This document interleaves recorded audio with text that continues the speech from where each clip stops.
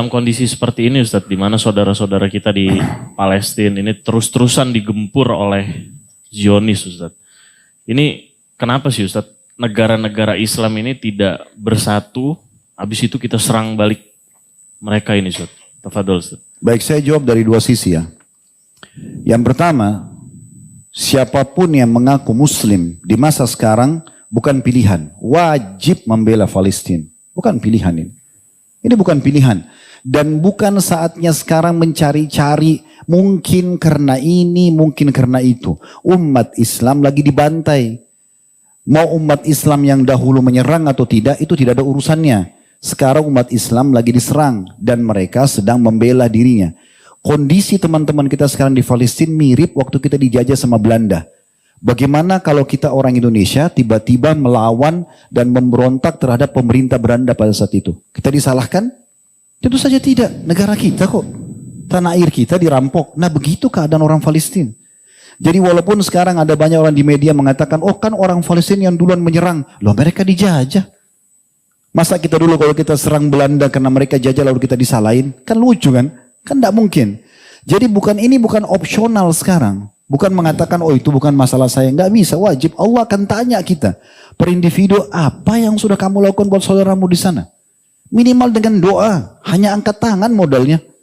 Berdoa memuji Allah lalu memuji salawat kepada Nabi SAW. Doakan agar Allah berikan kepada mereka solusi. Begitu juga dengan Allah binasakan musuh-musuhnya. Karena memang Nabi SAW mendoakan kebinasaan buat musuh. Ya. Ini satu sisi. Jadi tidak boleh kita sekarang menganggap ini bukan masalah kita. Ini masalah umat Islam. Kita ini harus seperti satu jasad kata Nabi SAW. Kalau satu luka, jari kita kena pisau misalnya, kata Nabi SAW seluruh jasad itu akan demam. Harusnya begitu. Siapapun muslim di muka bumi ini syahadat dari keturunan suku manapun, tinggal di wilayah manapun, kapan dia terganggu, maka sudah harus kita bela. Ada seorang wanita di ujung perbatasan negeri Persia, di zaman Khalifah Mu'tasim, salah satu Khalifah Abbasi. Dia rupanya, perempuan ini lagi jalan, lalu ketemu dengan 3 orang tentara Persia. Tiba-tiba tentara Persia itu menarik jilbabnya, kemudian menggebukin, memukul wanita ini. Lewat seorang muslim di situ, muslim ini merasa tidak mampu membantunya, tapi dia dengar perempuan ini mengatakan, wa Mu'tasimah. Maksudnya, hai Mu'tasim, tolong saya. Perempuan itu berkata, dan di situ wilayah jauh sekali dari umat Islam, wilayah kekuasaan mereka. Maka si laki-laki ini, dia naik keledainya menuju ke ibu kota kerajaan dinasti Abbasiyah di Irak. Jauh sekali. Perjalanannya mungkin memakan waktu 1 bulan untuk sampai ke sana. Dia izin ketemu sama Mu'tasim, diizinkan lalu dia sampaikan. Saya dengar di sana, saya lihat sendiri dengan mata kepala satu orang muslimah. Ditarik jilbabnya, digebukin sama tentara Persia. Enggak pakai nunggu Mu'tasim itu. Enggak pakai nunggu. Langsung dia siapin pasukan, serang wilayah itu. Taklukkan, tundukkan. Walaupun musim dingin pada saat itu, mereka bertahan sampai 40 atau 50 hari untuk menembus benteng itu karena muslim tadi dicoreng kehormatannya. Jadi memang kondisinya nggak bisa kita main-main kalau sudah agama yang dicoreng, ikhwan akhwat sekalian, gitu kan? Kita sekarang harus peduli dengan doa kita peduli dengan harta kita sekarang cukup banyak lembaga-lembaga yang mengumpulkan donasi, menyumbang semampu kita gitu. Mungkin kalau jiwa ini butuh fatwa, ya. Butuh memang pemerintah kita yang mengizinkan kita untuk pergi, dibuka itu berbeda, gitu kan? Ini yang bisa kita lakukan. Ini jawaban yang pertama. Jawaban yang kedua, kalau kenapa pemimpin-pemimpin muslim tidak bersatu dan menyerang balik? Ini jawabannya bukan di tangan saya, ikhwan akhwat sekalian. Jawabannya ada di tangan para pemimpin itu yang akan diminta tanggung jawab pada hari kiamat. Semua pemimpin muslim sekarang akan diminta pertanggungjawaban hari kiamat. Bagaimana bisa dia lihat saudaranya di sana, dia punya kekuatan militer, dia punya ekonomi, kenapa dia tidak maju? Sayangnya pemimpin kita sekarang ini beda sekali dengan Abu Bakar, beda sekali dengan Umar. Abu Bakar itu sebenarnya Nabi SAW ada 2 kelompok muncul pada saat itu. 3 kelompok malah sekaligus. Yang pertama penolak pembayar zakat. Mengaku muslim tapi mereka mengatakan sudah Rasulullah sudah meninggal. Gak ada lagi zakat. Zakat kami cuma berikan kepada Nabi. Nabi meninggal gak usah bayar zakat. Berarti rukun Islam yang ketiga mau dihapus sama mereka. Kelompok yang kedua adalah orang-orang yang murtad dari agama Islam. Mereka masuk Islam awalnya di akhir hidup Nabi SAW dengan tujuan, ya mereka hanya sekedar takut saja secara politik. Karena umat Islam sudah menguasai Jazirah Arab. Mereka Muslim imannya banyak yang murtad. Kelompok ketiga, munculnya Nabi palsu, Musailam al-Kadzab dan Aswad al-Unsi. 3 kelompok besar di Jazirah Arab yang muncul. Waktu itu kekuatan umat Islam tidak lebih daripada 20 sampai 25 ribu pasukan. Semua yang produktif, prajurit yang produktif. Sisanya orang tua sama anak-anak kecil. Apa yang terjadi? Abu Bakar langsung membentuk pasukan di awal khilafahnya beliau, lalu kemudian mengutus untuk menyelesaikan 3 perkara ini. Sampai Umar saja yang sangat tegas. Umar sampai mengatakan, ya Abu Bakar, kenapa? Karena Abu Bakar mengangkat Umar sebagai penasehat. Ya Abu Bakar, kenapa kita nggak kirim saja dai ke sana? Ceramain mereka, dakwahi mungkin mereka sadar. Abu Bakar dengan tegas mengatakan, saya pasti akan memerangi demi Allah seseorang yang tadinya membayarkan zakat ke masa Nabi SAW walaupun dengan tali kekangan kuda atau ikatan atau seekor domba yang pernah dibayar kepada Nabi SAW lalu mereka berhentikan. Lalu keluar pasukan tersebut. Waktu keluar pasukan, seluruh kekuatan laki-laki keluar. Tertinggal saja di Madinah itu beberapa orang tua kebanyakan dan wanita. Yang tinggal di sana Abu Bakar sama Umar sebagai khalifah dan wakilnya. Kemudian juga beberapa sahabat yang memang disuruh oleh Abu Bakar mengurus Baitul Mal, mengurus beberapa hal yang berhubungan dengan keperluan kaum muslimin. Waktu itu sempat muslimin khawatir jangan sampai Madinah diserang, ini kosong nggak ada pasukan. Tapi ternyata dengan niat yang tulus untuk membela Islam, membela agama Allah SWT ini yang terjadi justru musuh-musuh di luar sana berpikir nggak mungkin Madinah kosong. Tidak mungkin Raja Muslim mengutus pasukannya sementara membiarkan kandang dia sendiri Madinah itu kosong.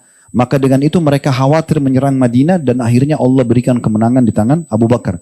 Dan ulama mengatakan jasa Abu Bakar yang luar biasa di masa hidupnya walaupun cuma 2 tahun dia telah menyelesaikan 3 perkara besar ini. Perkara pertama adalah semua penolak zakat diperangi dan harus tunduk kepada hukum Allah dan rukun Islam tidak jadi dihapus oleh mereka. Orang-orang yang murtad diperangi. Dan juga dengan para nabi-nabi palsu semuanya diperangi, akhirnya 2 orang ini Aswad al-Unsi dan Musailam al-Kadzab meninggal di masa dia. Di zaman Umar juga begitu. Di zaman Umar tidak ada satupun orang non muslim yang berani mengganggu umat Islam. Mengganggu saja nggak mungkin. Mereka segan. Zaman Uthman, zaman Ali semua begitu. Ini kalau pemimpinnya seperti itu. Kalau pemimpin yang zaman sekarang kita tidak tahu. Cuma memang di satu sisi teman-teman sekalian kita jangan terlalu lancang juga berlebihan dalam berbicara tentang para pemimpin muslim. Kita tidak tahu apa yang sedang terjadi. Kita kan ini orang luar ya. Mereka yang sedang berada di satu ranah politik itu kita tidak tahu.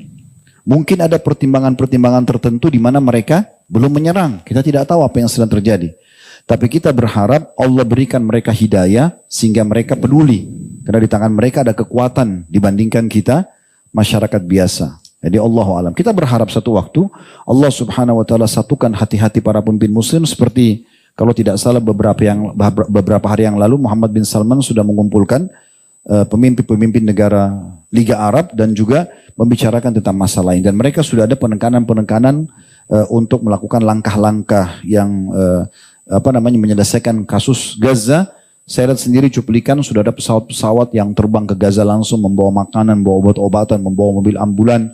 Dan mereka berhasil dari Kuwait, dari Saudi dan beberapa negara itu sudah ada langkah. Cuma mungkin tidak terpublish di media secara umum. Karena memang media umumnya juga dipegang oleh orang-orang Yahudi gitu kan. Jadi memang tidak memungkinkan. Jadi kita sekarang berharap kita doakan agar Allah berikan hidayah mereka. Allah kokohkan telapak kaki mereka. Allah satukan perkataan mereka. Dan ini saya melihat momentum yang paling tepat untuk menyatukan umat Islam. Di masa selama ini selalu berselisih dalam pendapat-pendapat yang sepele, tidak diperlukan. Sekarang sudah saatnya lupain semua itu. Sekarang umat Islam lagi Allah ajak untuk bersatu. Sisi yang lain saya mau tambahkan ikhwas sekalian. Mungkin di mata sebagian orang, teman-teman kita di Palestina kesian, tertindas segala macam. Tapi kalau saya melihat dengan kacamata saya pribadi, yang saya pahami secara teori agama, justru mereka adalah orang-orang yang Allah pilih. Di saat sekarang, kalau kita lihat cuplikan-cuplikan, saya hampir setiap saat mengikuti cuplikan keadaan orang-orang di sana, mereka para ulamanya, bagaimana mereka pun tetap sholat Jumat, mereka sholat 5 waktu di masjid walaupun terjadi peperangan. Dan mereka itu terlihat sekali membahasakan, Alhamdulillah kami bersabar dengan ujian ini. Alhamdulillah kami menikmati proses ini. Para syuhada diciumin sama mereka. Mereka merasa gembira. Ibunya bangga dengan anaknya mati syahid. Ini Allah pilih mereka menjadi orang-orang yang betul-betul merindukan akhirat. Dunia jadi kecil buat mereka. Building hancur depan matanya, anaknya meninggal. Tapi mereka harus terima fakta itu semuanya dan di saat memang umat Islam belum bisa membantu mereka. Ini peluang yang luar biasa. Siapa yang Allah berikan kesempatan beramal saleh, terutama dia bisa berjihad di jalan Allah dengan cara yang benar. Seperti di Gaza sudah jelas caranya benar. Mereka lagi dijajah, mereka melawan gitu kan. Maka ini adalah sebuah karunia yang luar biasa. Karena tinggal tunggu satu peluru, satu bom, selesai. Bagi dia mati syahid dan mendapatkan mati terbaik. Kita belum tentu bisa dapatkan itu. Allah sedang memilih mereka.